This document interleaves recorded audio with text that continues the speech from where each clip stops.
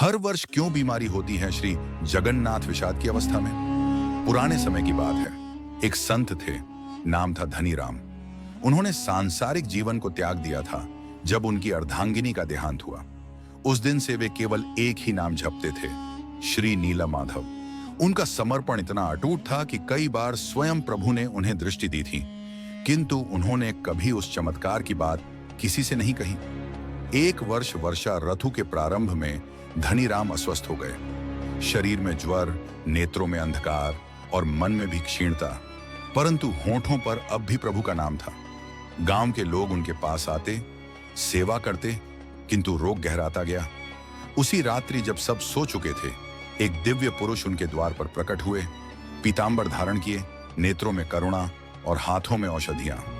किसी को कुछ समझ नहीं आया, पर धनीराम की कुटिया से हल्की मधुर गंध और मंत्रों की ध्वनि आने लगी। 15 दिन तक वह दिव्य पुरुष दिन रात धनीराम की सेवा करता रहा। कभी उनका माथा सहलाता, कभी जड़ी बूटियों से स्नान कराता और कभी उनके शरीर पर लेप लगाता।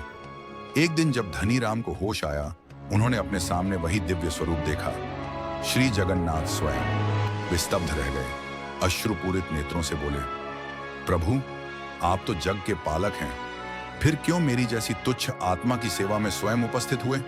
प्रभु मुस्कुराए और बोले, प्रिय भक्त, यह पीड़ा तुम्हारे कर्मों का अंतिम बोझ थी। यदि तुमने यह भुगता नहीं होता तो तुम्हें पुनः जन्म लेना पड़ता। मैं नहीं चाहता कि तुम्हें फिर से इस माया जाल में लौटना पड़े। तुम्हारे 15 दिन का कष्ट शेष था, वह अब मैंने स्वयं लिया है। तभी से कहते हैं, श्री जगन्नाथ हर वर्ष स्नान पूर्णिमा के बाद 15 दिनों तक अनवस्था में रहते हैं, जहां वे सार्वजनिक रूप से दर्शन नहीं देते। यह कालखंड भक्तों के लिए वियोग का है और प्रभु के लिए आत्मीय पीड़ा का, क्योंकि वे आज भी उस भक्ति की स्मृति में वह दुख अपने भीतर अनुभव करते हैं।